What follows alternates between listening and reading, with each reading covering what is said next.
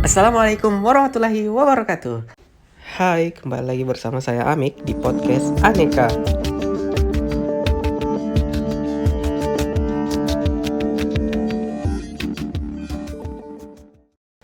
Setelah kemarin kita menjelaskan 3 nilai dasar pertama dari Aneka, mari kita lanjut ke poin K dan A, yaitu komitmen mutu dan anti korupsi. Mari melangkah pada komitmen mutu. Dari komitmen mutu, kita diharapkan dapat melakukan tindakan yang menghargai efektivitas, efisiensi, mengandung inovasi, dan kinerja yang berorientasi mutu, khususnya dalam penyelenggaraan pemerintahan dan pelayanan publik.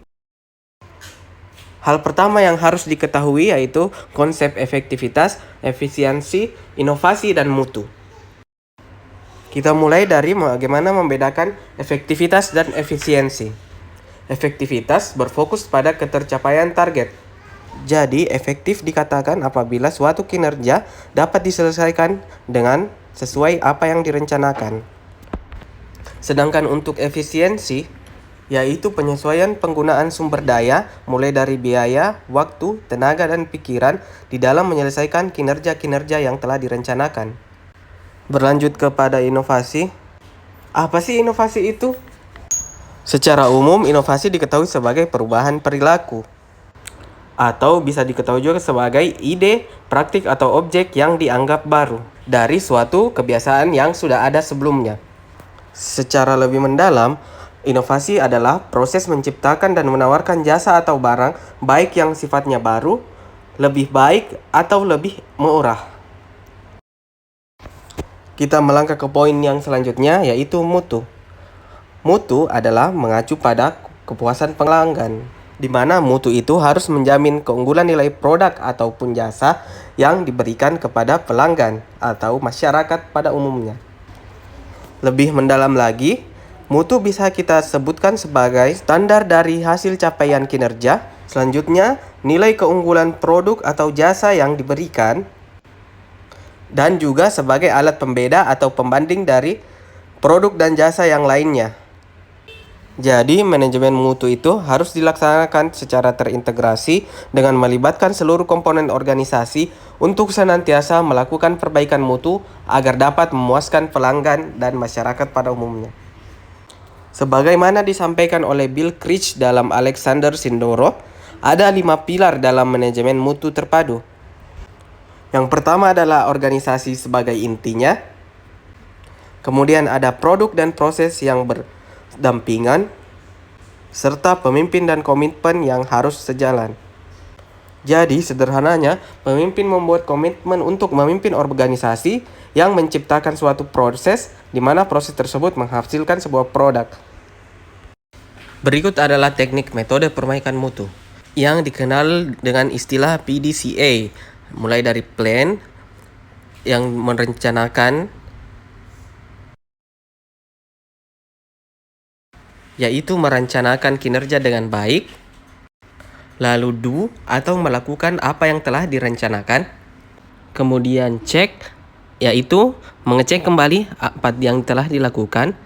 Dan memberikan act atau action untuk menghasilkan kinerja yang bermutu. Selanjutnya kita melangkah ke implementasi mutu dalam pelayanan publik. Terdapat 4 kriteria utama untuk mengukur keberhasilan implementasi manajemen mutu. Yang pertama, adanya kesadaran akan mutu dan berorientasi pada mutu. Kemudian, mutu yang mengutamakan sifat kemanusiaan yang kuat. Selanjutnya, adanya desentralisasi pemberian wewenang. Selanjutnya, harus dilakukan secara total quality management, yaitu diterapkan secara menyeluruh untuk mengembangkan mutu dalam organisasi secara menyeluruh. Sehingga yang diharapkan dari nilai dasar komitmen mutu adalah terciptanya komitmen bagi kepuasan masyarakat, layanan cepat, tepat, ramah, dan menyentuh hati, adanya perlindungan terhadap konsumen, ilmiah dan inovatif dalam mengambil keputusan. Baiklah, kita melangkah ke nilai Aneka yang selanjutnya, yaitu anti korupsi. Kita mulai dari mengetahui dampak negatif korupsi itu sendiri.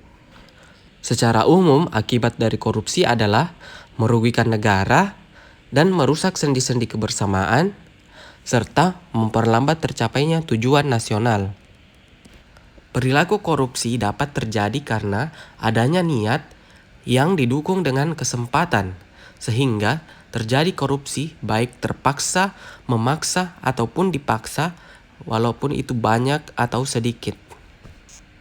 Ciri-ciri dari korupsi secara umum yaitu yang pertama, dilakukan oleh lebih dari satu orang, kemudian merahasiakan motif atau ada keuntungan yang ingin diraih.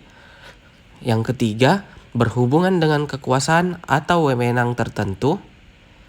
Keempat, berlindung di balik pembenaran hukum. Selanjutnya yaitu melanggar kaedah, kejujuran, dan norma hukum. Dan yang terakhir, mengkhianati kepercayaan. Korupsi dilakukan dengan penggelapan dengan menambah kerugian negara.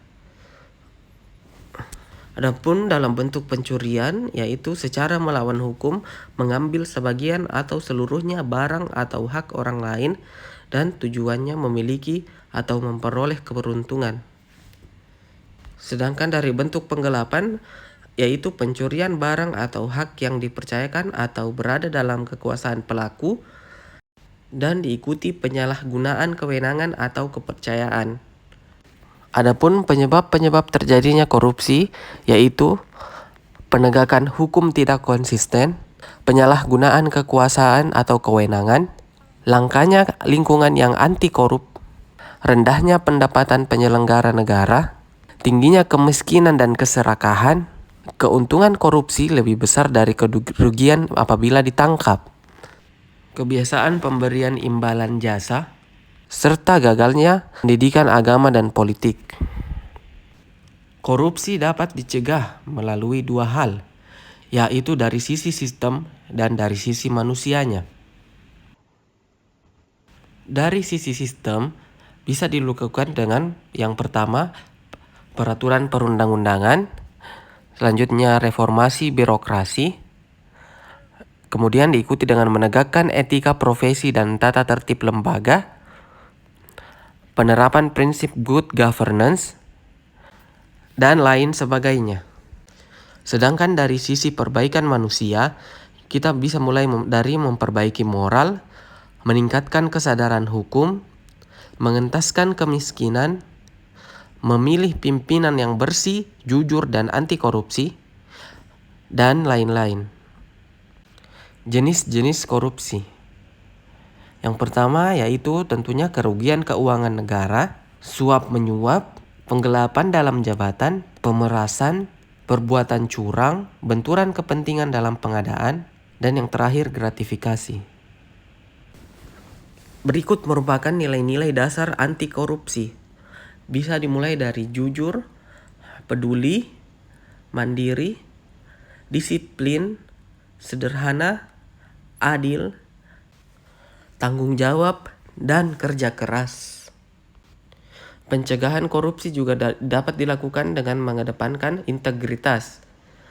Menciptakan lingkungan integritas dapat dilakukan dengan yang pertama, memperbanyak teman yang berperilaku positif. Selanjutnya, memperbanyak artefak atau simbol dan lingkungan berintegritas sejarah yang memberikan makna atau inspirasi untuk melakukan perilaku positif dan selalu ingat akan kebaikan dan kebenaran. Yang ketiga, memperbanyak rutinitas atau ritual positif. Yang keempat, membangun atau menjalankan sistem integritas, misalnya dalam kepemimpinan, struktur organisasi, sistem pengendalian, atau tingkatan lainnya. Melindungi diri dari perbuatan korupsi dapat dilakukan dengan proteksi integritas, yang dilakukan dengan melakukan simbolisasi yang dilengkapi dengan imajinasi, sugesti, dan asosiasi bahwa pengaruh tersebut hanya ada di luar diri kita dan tidak pernah masuk dalam diri. Melakukan disasosiasi yaitu keluar dari lingkaran pengaruh negatif tersebut. Dan melakukan multi protection of integrity atau memberikan lapisan-lapisan integritas sehingga lebih kuat dalam mengedepankan perilaku anti korupsi. Sekian, mohon maaf karena masih banyak kekurangan. Wassalamualaikum warahmatullahi wabarakatuh.